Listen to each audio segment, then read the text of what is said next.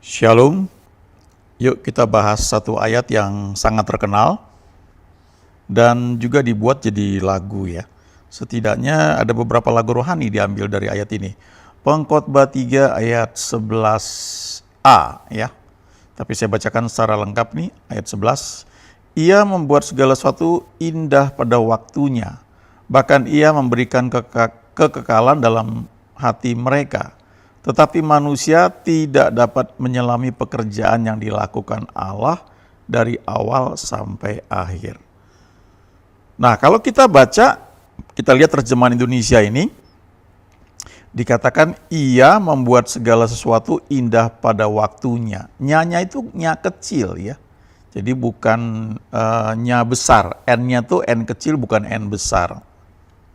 Artinya apa? Artinya yang dibilang waktunya itu bukan waktunya Tuhan ya, tapi itu waktu yang sudah ditetapkan kepada masing-masing peristiwa. Memang nggak salah juga kalau kita bilang waktunya Tuhan, karena kan Tuhan hidup di luar waktu, jadi dia mengatur segala sesuatunya. Jadi kalau kita mengalami sesuatu, ternyata itu belum seperti yang kita harapkan, seringkali kita berkata belum waktunya Tuhan. Ya, kita percaya bahwa Tuhan membuat segala sesuatu menjadi indah pada waktunya Tuhan. Tapi sekali lagi, kalau kita lihat dalam terjemahan bahasa Indonesia juga bahasa Inggris, itu waktunya adalah waktu masing-masing kejadian yang ditetapkan oleh Tuhan. Bahasa Inggris mengatakan He has made everything right in its time. In its time ya. Ada juga yang menerjemahkan but he also causes all things to happen at the right time. Ya. Nah, apa yang bisa kita pelajari di sini? Ya. Salah satu yang bisa kita pelajari dan kita terapkan adalah bagaimana kita ini mengikuti tuntunan Tuhan sehingga segala sesuatu itu yang terjadi dalam waktu yang sudah ditetapkan, dan pada saat itu terjadi kita juga ada di tempat yang tepat di mana kita memang membutuhkan hal tersebut. Ya, kita berjumpa dengan orang yang tepat pada waktu yang tepat di lokasi yang tepat ya. Itu Tuhan yang mengaturnya ya sedemikian rupa. Nah, kalau dia sudah janjikan sesuatu kepada kita, kita percaya, bahkan kita dapatkan visi dari Tuhan, bahwa Tuhan mau saya melakukan hal ini, tidak berarti kita langsung lakukan dengan cara kita. Karena kalau kita lakukan dengan cara kita, hampir pasti dikatakan bahwa kita akan meleset dari waktu yang Tuhan tetapkan. Sehingga akibatnya bukan saja hal itu tidak terjadi, malah tertunda dari waktu yang sebelumnya sudah ditetapkan. Ya, itu kejadian berulang dari zaman perjanjian lama. Contoh paling jelas misalnya Abraham. Abraham itu dipanggil keluar dari Ur Kasdim. Kita bisa baca itu di Kisah Rasul pasal 7. Kemudian dia keluar dari Ur Kasdim. Waktu itu yang mimpin bapaknya, ya Terah.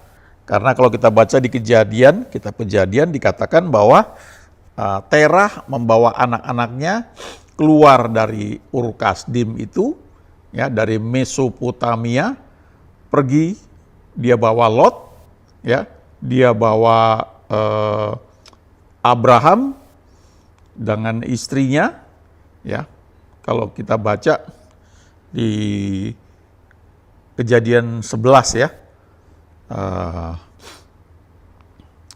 ayat 28, ketika Terah ayahnya masih hidup, matilah Haran di negeri kelahirannya di Ur Kasdim. Abram dan Nahor kedua-duanya kawin. Nama istri Abram ialah Sarai, dan nama istri Nahor ialah Milka, anak Haran, ayah Milka dan Yiska. Sarai itu mandul, tidak mempunyai anak. Ayat 31, lalu Terah membawa Abram anaknya, serta cucunya Lot, yaitu anak Haran, dan Sarai menantunya. Istri Abram anaknya Ia berangkat bersama-sama dengan mereka dari Ur Kasdim untuk pergi ke tanah Kanaan, lalu sampailah mereka ke Haran dan menetap di sana. Umur Tera ada 205 tahun, lalu ia mati di Haran. Nanti kita baca di pasal 12, Tuhan berfirman lagi kepada Abram, ya, suruh keluar dari tempat dia tinggal. Lalu dia sempat nyangkut di Mesir. Lalu yang paling jelas ya terlihat itu adalah ketika Tuhan sudah berkali-kali menjanjikan bahwa kamu akan kujadikan bangsa yang besar, tapi setelah sekian lama nampaknya hal itu mustahil sebab istrinya belum juga hamil. Lalu satu ketika Tuhan menampakkan diri dan Tuhan bilang dengan jelas bahwa kamu akan punya anak kandung. Ya. Tapi karena Sarai belum hamil juga, lalu istrinya bilang, ya istri yang menawarkan untuk Abram itu kawin dengan Hagar, ya istrinya yang pilih. Dan ketika akhirnya memang Hagar itu hamil, melahirkan anak yang disebut Ismail.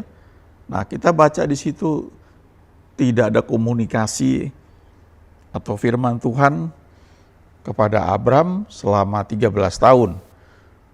Dari sejak Ismail lahir, ya umur 86, Abraham usianya waktu itu, sampai umur 99, ya 13 tahun itu tidak ada firman kepada Abram. Jadi kita bisa melihat ketika ada usaha manusia untuk menolong Tuhan, menggenapi apa yang dijanjikan, bahwa Abram itu akan punya anak, walaupun caranya logis, masuk akal, legal, karena waktu Abram kawin dengan Hagar, apalagi istrinya yang menyetujui, menyarankannya, maka itu benih dari Abram, ya. Itu betul-betul anak kandung Abram, seperti yang Tuhan bilang. Cuma itu bukan anak kandung dengan cara Tuhan. Nah, untuk memahami hal ini memang bagi sebagian orang sulit ya. Karena orang itu orientasinya hasil. Kan yang penting anak. Kan anak kandung. Kan Tuhan bilang anak kandung. Betul kan? Kita harus do something dong. Masa kita diem aja? Kalau enggak mana ada hasilnya? Nah, ternyata belakangan kita belajar bahwa ternyata itu ditolak. Ya, Ismail. Dan Tuhan buat mujizat ketika Abram sudah tidak punya kekuatan, lalu lahirlah Ishak. Setidaknya ada 13 tahun ya tertunda ketika ada usaha untuk mempercepat ya apa yang Tuhan janjikan. Contoh yang lain ya, kita bisa lihat misalnya pengalaman Musa.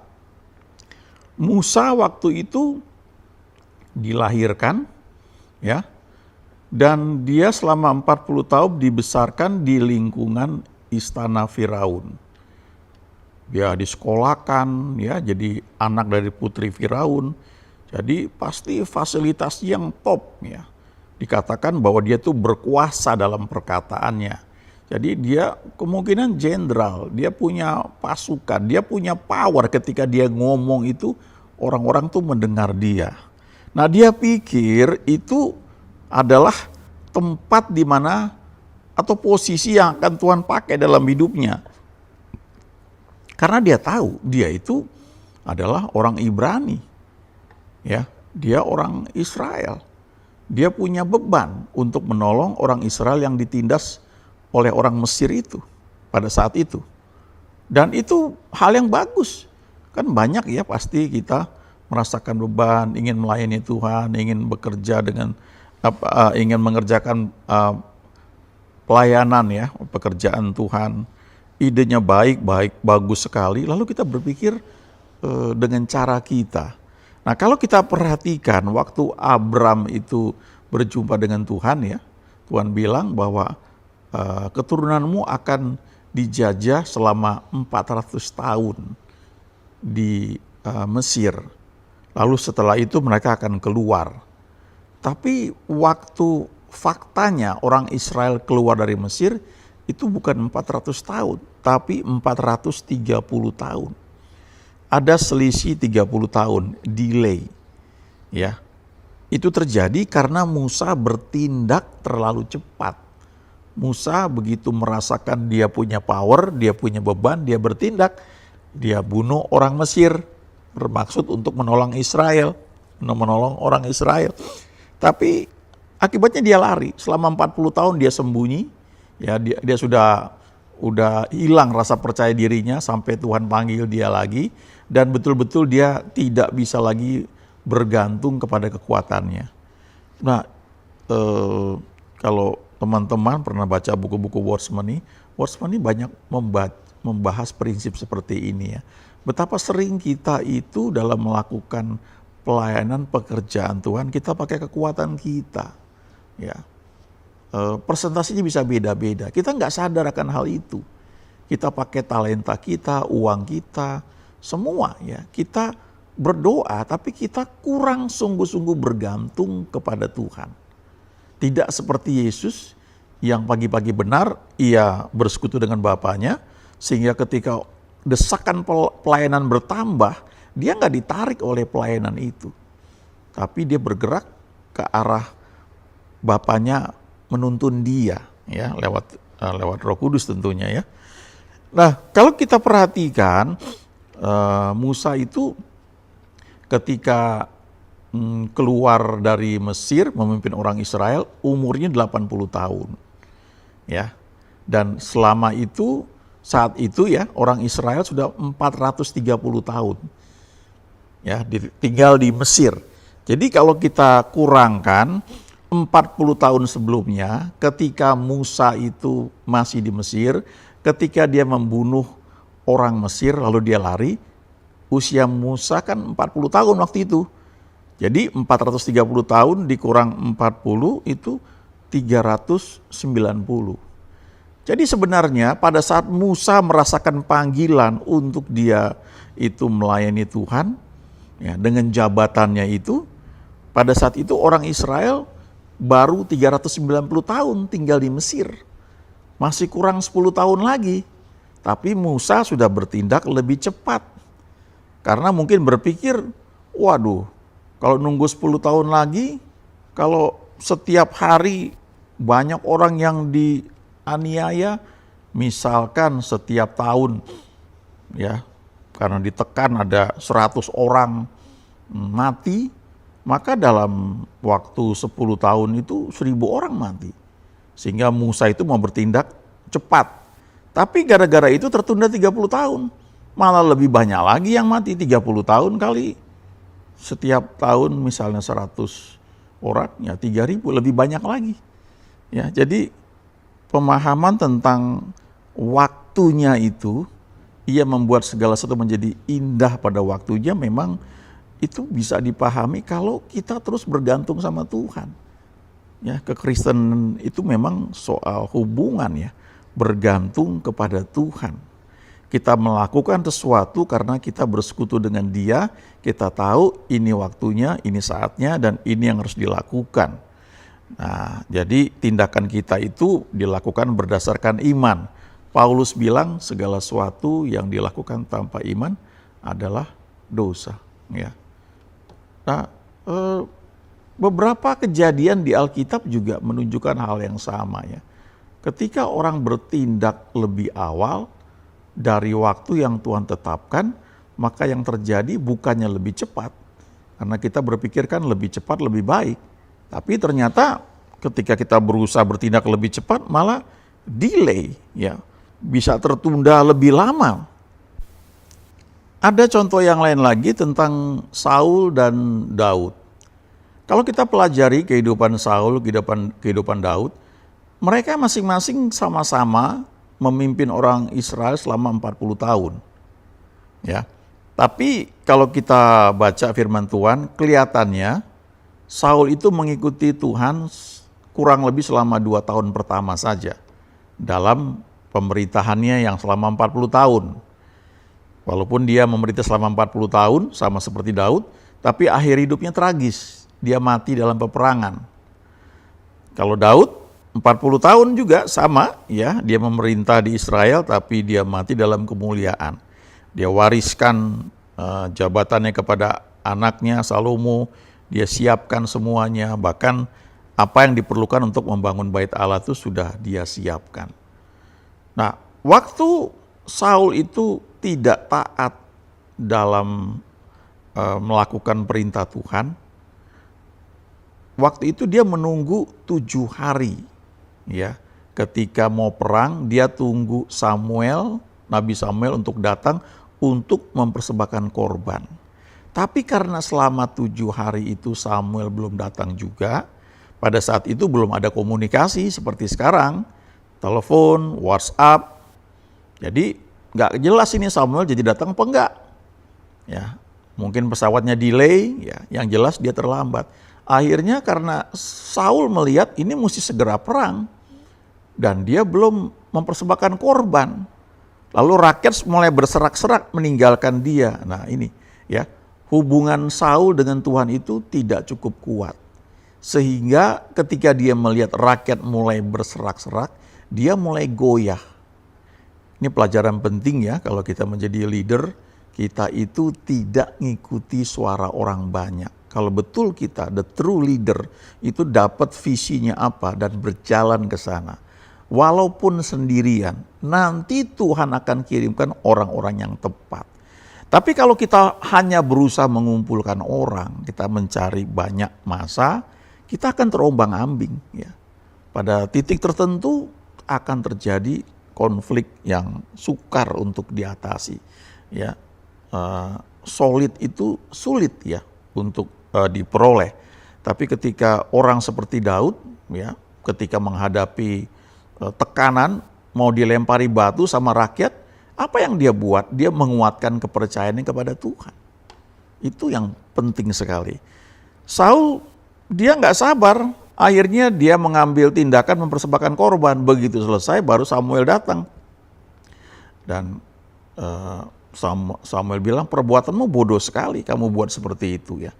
Kamu ditolak oleh Tuhan gitu ya. Kemudian dia buat kesalahan lagi selanjutnya. Kenapa? Karena dia nggak bergantung dengan Tuhan.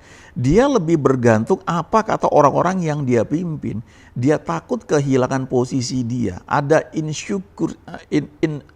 insecurity ya, rasa insecure, rasa tidak aman. John Maxwell bagikan ya, sebagai leader salah satu hal yang perlu kita punya adalah rasa aman, secure. Ya. Kalau kita tidak punya rasa aman, kita akan merasa disaingi sama orang lain, kita akan takut ya, dan kita akan mengambil tindakan-tindakan yang harusnya nggak perlu diambil dan bahkan nggak boleh diambil. Nah, ketika itu akhirnya Samuel bilang, Tuhan telah menolak kamu sebagai raja. Tadinya kamu yang mau dipilih, tapi karena kamu tidak mengikut Tuhan dengan sepenuh hati, Tuhan telah memilih seorang yang berkenan kepada Dia yang akan memimpin umatnya. Nah, kalau kita pelajari saat itu ya, kira-kira Saul itu baru 2 tahun memerintah, masih 38 tahun lagi sebelum dia itu mati. Nah, pada saat dia mati, ya, nggak lama setelah itu orang Israel minta Daud yang menjadi raja. Dan pada saat itu usia Daud 30 tahun. Jadi, kalau kita mundur ke belakang, ya, 30 tahun sebelumnya Daud belum lahir. Tapi firman Tuhan sudah disampaikan oleh Nabi Samuel. Tuhan sudah memilih orang yang berkenan di hadapannya. Ya. Jadi kalau kita hitung, itu ada selisih 8 tahun. Ya. Waktu firman itu diucapkan, 8 tahun kemudian baru Daud lahir. Bayangkan ya, luar biasa ya. Kalau kita bergaul dengan Tuhan itu, Tuhan bisa kasih tahu hal-hal yang akan datang. Ya, Daudnya belum ada. Ya, 8 tahun sebelumnya itu firman sudah disampaikan. Tapi kembali ke ayat Pengkhotbah 3 ayat 11 itu, jadi ia membuat segala sesuatu indah pada waktunya. Ya, setelah Daud lahir, dia menjadi bertumbuh jadi remaja, butuh waktu. Sampai akhirnya dia menjadi raja pada usia 30 tahun, dia lalui semua tes ujian dengan baik, dan dia menjadi raja pada waktu yang tepat, dan Tuhan membuat segala sesuatu menjadi indah pada waktunya. Amin.